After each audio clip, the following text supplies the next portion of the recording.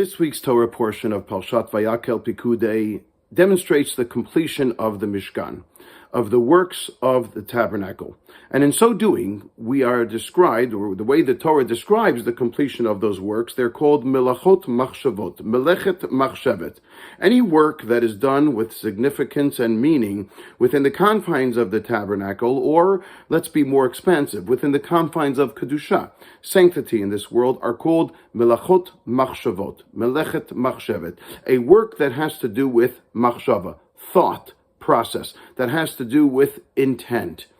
And this demonstrates to us the importance of thought, our thoughts, our ability to think, our ability to expand our horizons through our minds, and through that which we'd like to contribute to this world is truly the way in which we can sanctify this world. It's interesting because Bitzalel himself, who was the person who completed the Melachot HaMishkan, the works of the tabernacle, is called a Baal Machshava. He's someone of deep thought. Thought is the way in which we can express ourselves, in which we can prove ourselves in this world, and in which we can indeed impact the world around us, hopefully in a positive manner. Interestingly enough as well, the Kohen Gadol wore something called the ephod. The ephod was a breastplate, but in the Torah, this breastplate is called cheshev ha-ephod.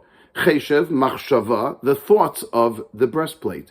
What does the thought process have to do with the breastplate? Well, the breastplate was actually on both sides, both in the chest of the Kohen and the back of the Kohen as well, and it was suspended by chains that held it sturdy close to the chest of the Kohen from the front and sturdy from the back, attached to the backside of the Kohen as well. And what the ephod, what this breastplate represented, was that through our cheshev, through our minds, through the way that we think, through the way that we control our thoughts and contribute with regards to our thoughts, that is the way that we find stability in this world. The Kohen is reminded that if he thinks properly and if he has pure intent, he will indeed be able to contribute to the stability of the world, his own world, and the world around him as well. And that is why it is so important for us to be able to certainly recognize and give credence to our own thoughts and our ability to contribute to this world through our thoughts,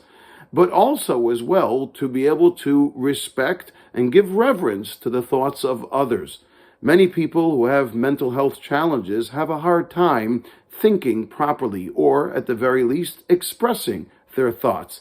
We need to respect the fact that every single person has melachot machshavot, important thoughts that they can impart, that they can share, that we need to recognize and understand how truly important they are with regards to our development and their development and the development with the world at large.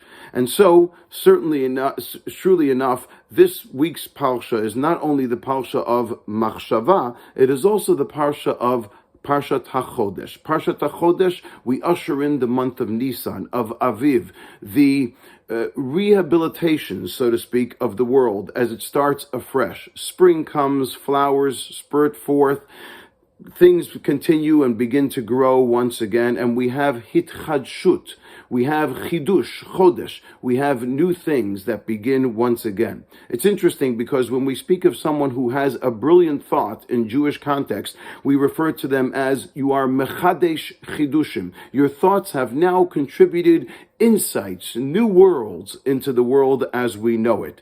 And so it is so important that we truly understand and give the proper respect to our own thoughts, our ability to impact the world around us, but also to the thoughts of others, people who might be struggling with their thoughts. Recognize them, have patience to be able to allow them to certainly sprout forward and to give those chidushim, those new nuances and insights in this world as well.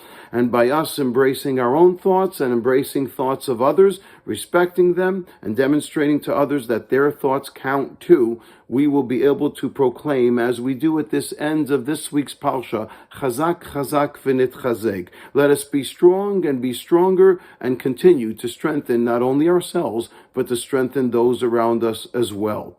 May it be the way that we be able to embrace this mission and as a result feel stronger, not only within ourselves, but as a nation as well. This is the Jewish way, it is the Torah way, and it is the Gila way. Shabbat Shalom.